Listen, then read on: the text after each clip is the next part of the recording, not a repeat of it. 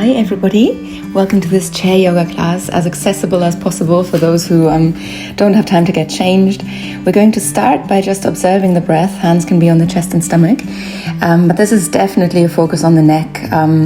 So you want to make sure that your breath is working along with that. Often when we're tensing up the body, whether that's the neck or somewhere else, it's to do with stress, and that changes the way that we're breathing.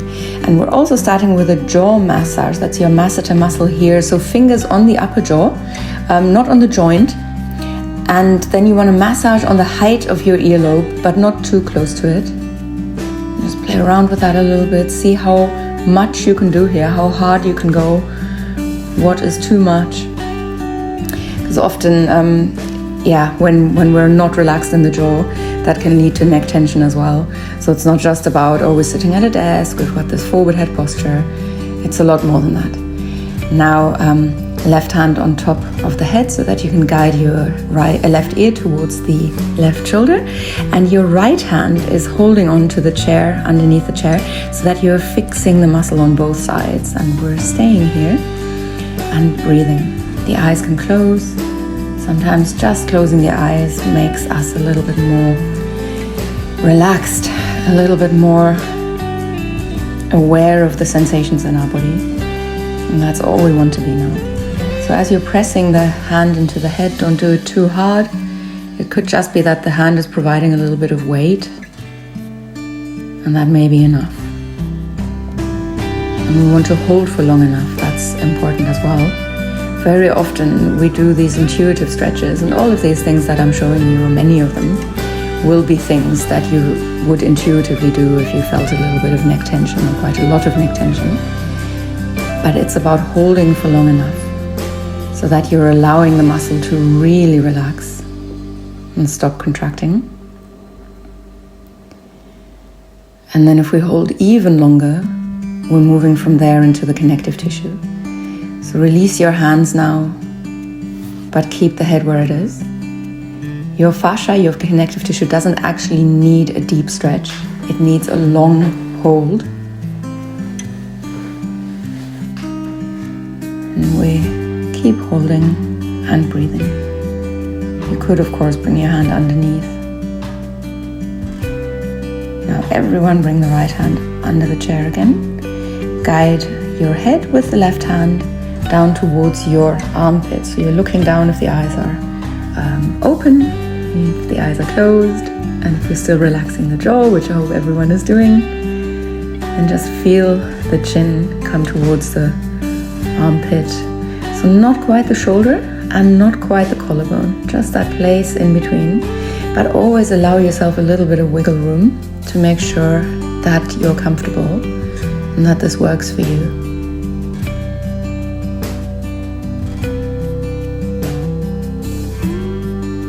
Just keep being aware of your breath. In through the nose, out through the nose.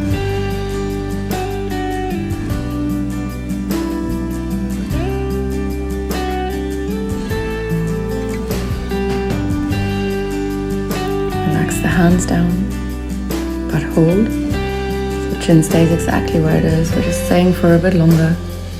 Make sure our muscles and tissue get enough out of this. So that's where that real release comes from. It's not the easiest thing to do alone, because we want to rush. We think, I've held for quite a long time. Hence, a class can be very, very helpful in making you hold for long enough.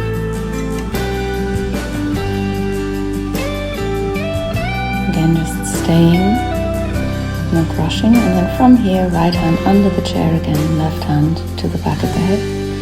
And a very, very slight change where the chin comes to the collarbone. And again, you will see my head move. I want you to do the same and find where exactly that chin is. Is it the tip of the chin that's coming to the collarbone? Is it maybe the side of the jaw a little bit more? So find where you want to hold, where you're getting something out of the stretch. And this should not be painful. As we're holding for long, very long, we want to make sure that there's scope for that, scope to hold that without us getting uncomfortable or even feeling pain. So that's important. Start from a place of comfort so that you can hold that for longer. And then your muscles and your connective tissue will get much, much more out of this. And again, as we've done with all the other stretches for the neck as well, you want to make sure that you start by really fixing the muscle on both sides. Then, round about now, letting go and just relaxing the hands, but keeping the head exactly where it is.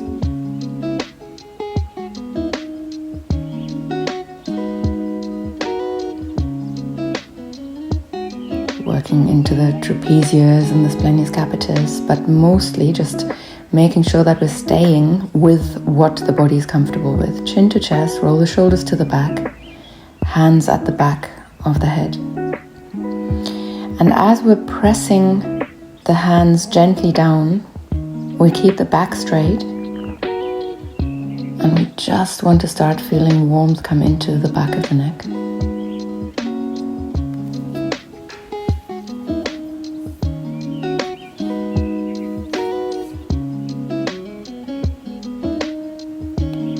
Anything gets too much, release a little bit of that pressure. In fact, again, it might just be that the hands and arms are having their own weight, and that weight, less so the pressure, will add enough. So all about what you're comfortable with.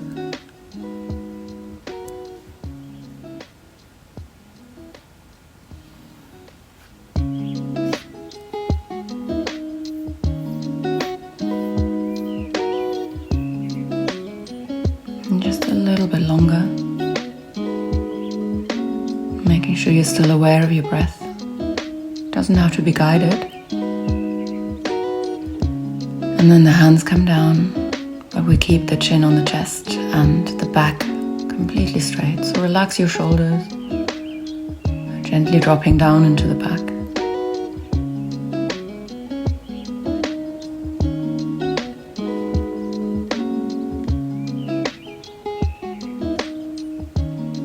In through the nose and out through the nose.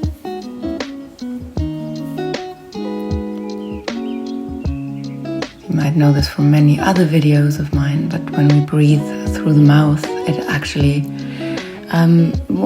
activates our stress response.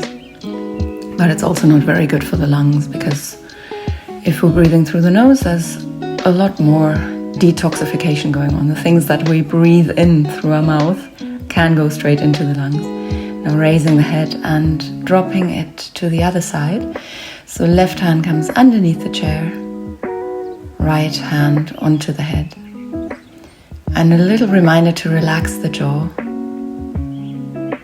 If we're constantly clenching the jaw, that in itself can lead to tension in the neck. Just as actually dental work can. It's quite fascinating. The human body.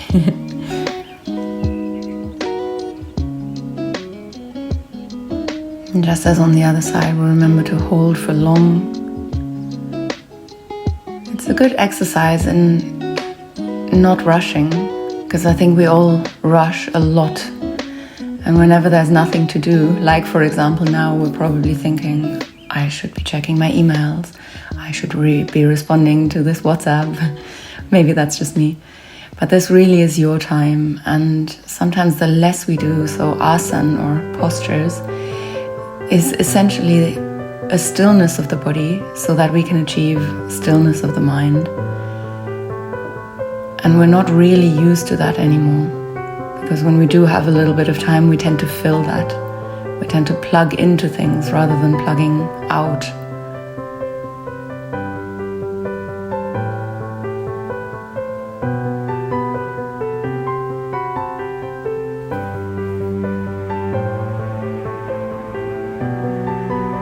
And then slowly release. Hands come down. You can also rest in your lap. Relax your shoulders, but keep your head exactly where it is. And not that it's necessary saying, I hope, but of course you don't need to look in this posture, in this neck stretch, the way that I do. So my mobility is quite good. That has disadvantages as well. You need to make sure with a lot of mobility that you also strengthen. But we'll come to that as well in the second half.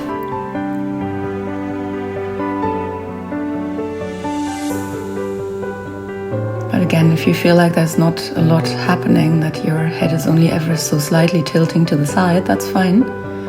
It's all about where we feel this and not where we are stretching. So not how far we go, but how this is felt in the body. And then left hand under the chair again, right hand to the back of the head to guide the chin to the armpit.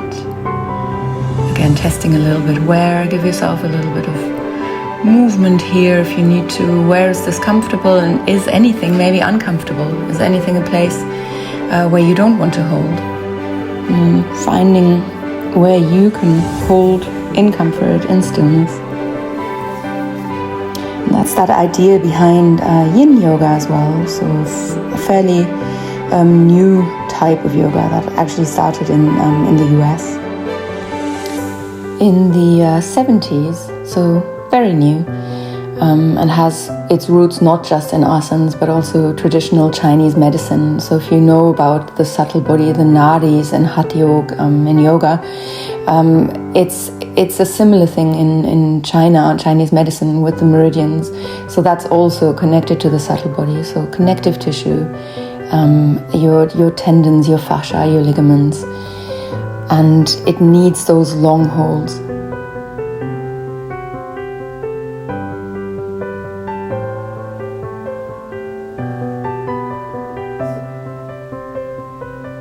And keep breathing, just being aware of the breath.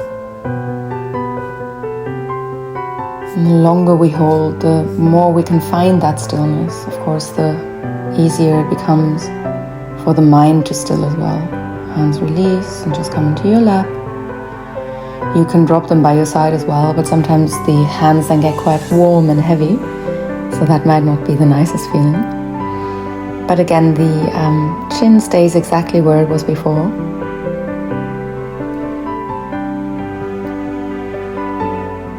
And we breathe all the way into the body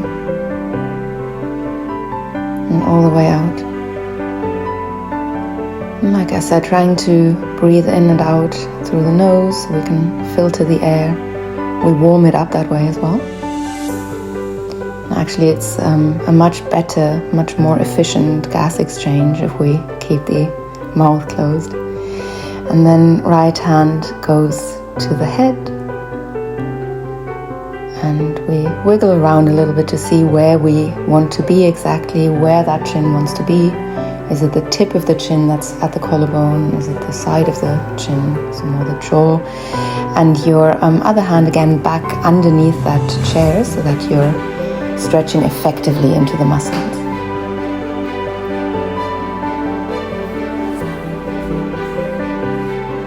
And then we just keep holding.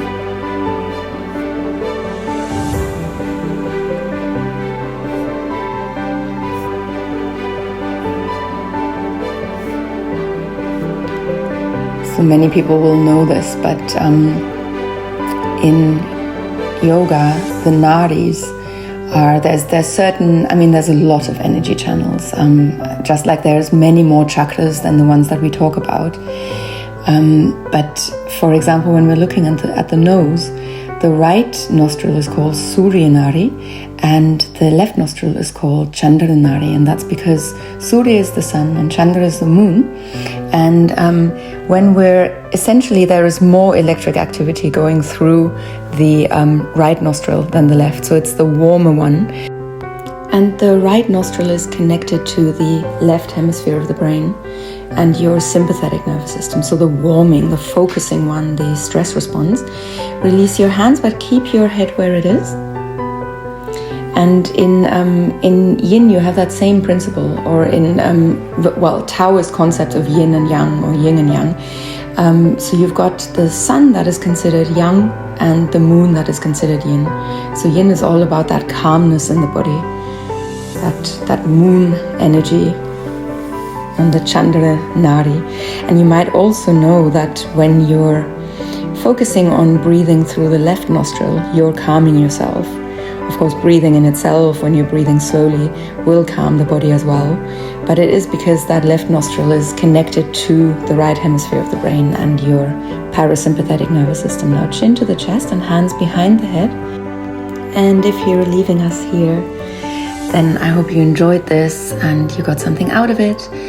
And if you want to subscribe, there's a link in the description. Now everyone who's staying, you can make a little ball of yourself. So bring your elbows as close towards your hips as you can. So further to the hips and not towards your knees. And chin on chest and gently pressing down. And then you want to make sure you're really breathing gentle but deep breaths. You don't have to guide them. Again, they can just be your natural spontaneous breaths. But you need to be aware that you're still breathing in that same gentle, natural rhythm. Because if you're not, then chances are you've gone a little bit too deep into this rounding of the back. Maybe you're starting to feel warmth that's trickling down the spine, so not just in the neck here, all the way down. Where can you feel the deepest sensation? And is that warmth, or would you characterize that as something else? And then slowly roll up. And then from here, we're going to push the hands into the head and push the head down, but the head resists that. So take your time with that. Don't go too strong. Doesn't always have to be 100%. In fact, it shouldn't be. It should not even be 80. Keep it somewhere below 80. And then push up. And same thing here. Hands push the head down and the head wins. And then from here, release and just give your hands and your shoulders and arms a little shake off. And then gently move your head from side to side, ear to shoulder, and then slow that down a little bit. So coming into mobility section here. Always needs to be stretching, and then also mobility and strengthening, super important. So I'm glad you're staying for the second half. Just looking from side to side.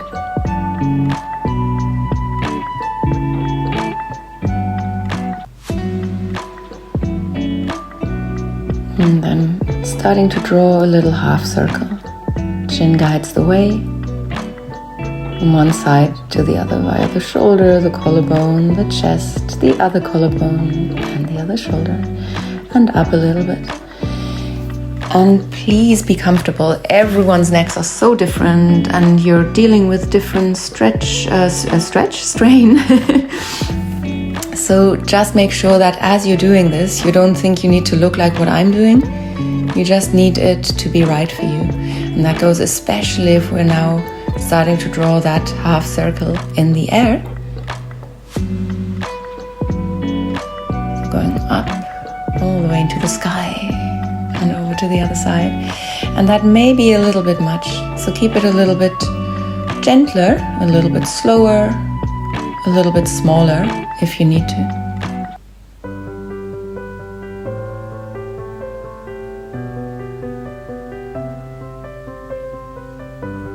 And then draw a full circle if you can. Again, not for everyone.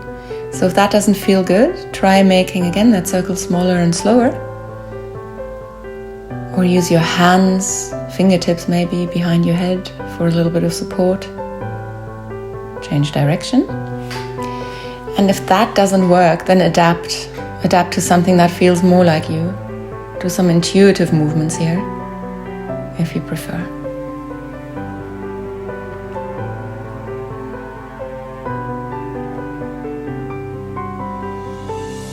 And then back to center. And we're going to turn our head to the left side. And then very gently bring your left hand to the head to press the face towards the back a little bit more, so that now your head can press against the hand. Make sure the hand is comfortable where it is and has that ability to press. Again, never go for more than 80%. And then release to do the other side, turning the head to the right side, using the right hand on your cheek to press against the head, so pushing further back. That's a lovely thing as a supine neck rotation as well. just because when you're lying on your back, you may be a little bit more relaxed. So you could give that a try tonight, if it's not tonight already. And then turn your head again that same way. One more time, hand to the face and press and resist that. And you want to, so I'm putting my hand there to show where you may feel this. And do a little test of that.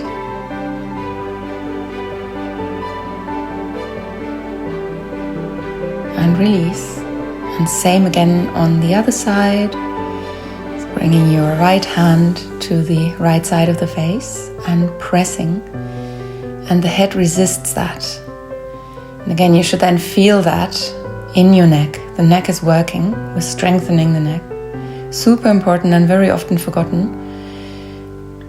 But very important as well, especially when we use the head in a certain way, when we've got this forward head posture. I've got something for that as well in a bit. Dropping the left ear to the left shoulder. Use your hand for now, not just weight, but pressure.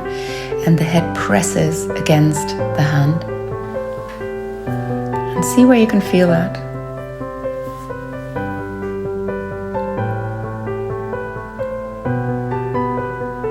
Keep pressing, feeling that resistance that you're creating with the hand, and then release very gently. And we do the same on the other side. So right hand on top of the head, press down, but this time the head presses against the hand and keeps pressing.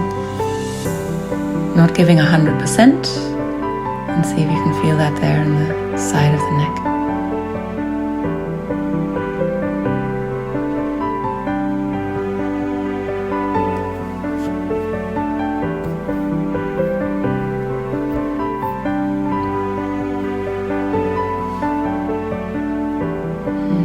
And slowly release.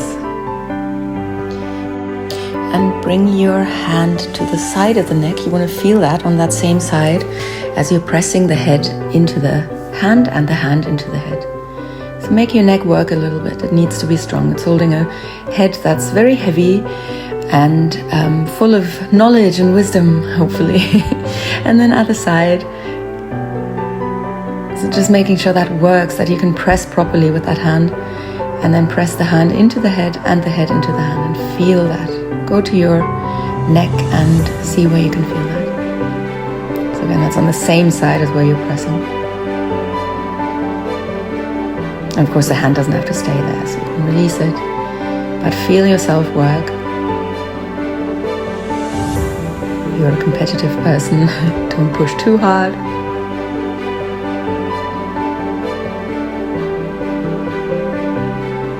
Don't forget to breathe. Sometimes we stop. Sometimes we stop breathing and we're sort of working hard. Release, and then your hands, or just one hand, comes to your forehead, and you press the hands into the head. Push the head to the back, but push your head to the front as well. So working into the front now. Nice and strong, but not too strong. Still able to breathe. That's always your guide. Your breath is your guide, your best teacher. Shake off the hands before you then bring them to the back of the head. And then we're pressing the hands into the head. So press the head towards the front. Press your head towards the back. So the hands are pushing the head to the front. The head is pushing into the hands and to the back.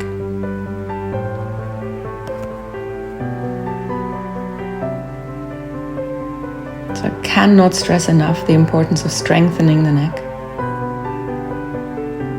My head apparently is particularly heavy. My husband tells me I have that unique ability of having all my body weight in one part of the body, and that could be the head. So now, hands behind the head, you want to use your fingertips to gently massage your cervical spine. So around the cervical spine, just see what's comfortable. If you want to interlock the hands and then use the fingertips on the opposite side of your neck, that's fine as well, but whatever works. Just gentle massage into the neck.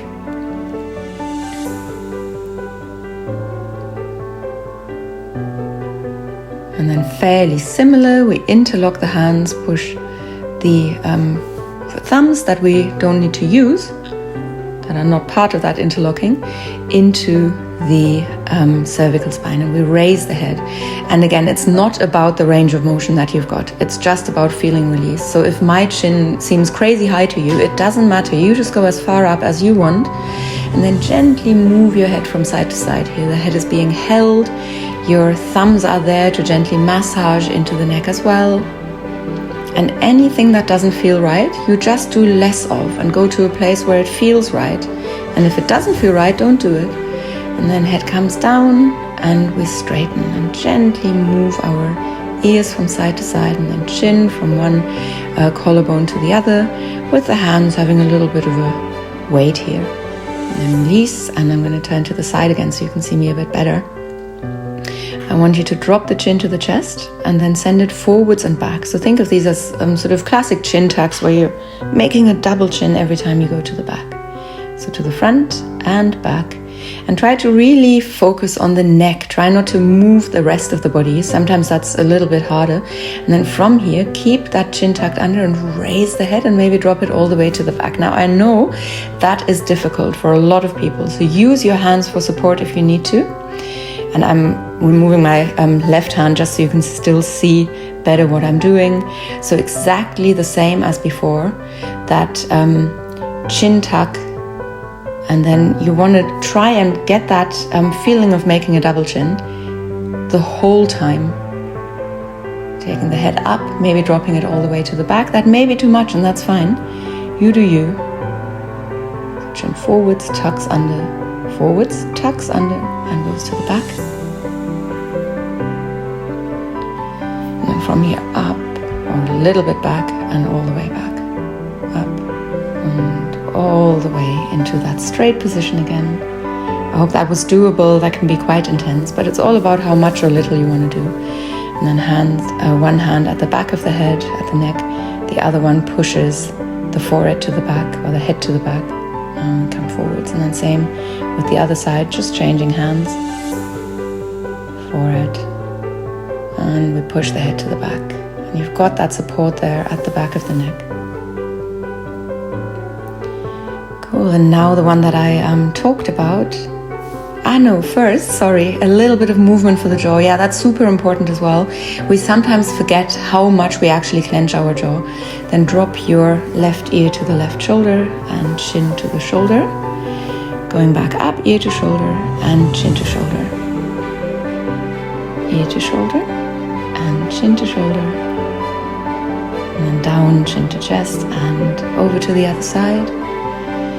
Ear, chin, ear, chin. And again. And one last time. And then chin to chest and straighten. And then from here, turn your head to the left side. Use your hand to hold on to what you should feel now. That's your sternocleidomastoid muscle, and you raise your head and still feel it. So you want to feel a stretch exactly where you're holding on. There's literally a piece of muscle that you can hold on to, and you don't have to keep your hand there, and you can release it. But it is quite helpful to feel that you're still feeling that muscle, that you're still feeling that stretch. So we've just kind of lost that ability to feel what's going on in the body. So to be embodied, you sometimes need to help yourself out a little bit. So with the hand, for example, whether that's at your SCM or whether that's at the heart center to actually feel your heartbeat. Sometimes we can't even feel the heartbeat when we don't have the hand there. And then over to the other side. Again, holding on to that SCM muscle there. And then raising the head, looking up. Again, that involves a little bit of testing out where exactly you want to be. What's comfortable? What isn't? Where do you feel that stretch? Do you actually feel that as a stretch there in the front of the neck? So the SCM gets overused when we sit at a desk all day, we stare at a computer screen, we start getting that forward head posture. And that's the thing, we do contract a lot of muscles, we do use a lot of muscles, that's why they need to be relaxed. But then others need to be strengthened as well, they need to be strengthened in the right way. So that's what we're doing. And then release. And shake the head, nod the head. Shrug the shoulders, roll the shoulders. And just a little bit more movement into the neck, any movement that you feel is good. And I want to finish with one round of Brahmari Pranayam. So wrap your hands together and place the palms in front of your face. And if you want, join me in breathing in and humming out.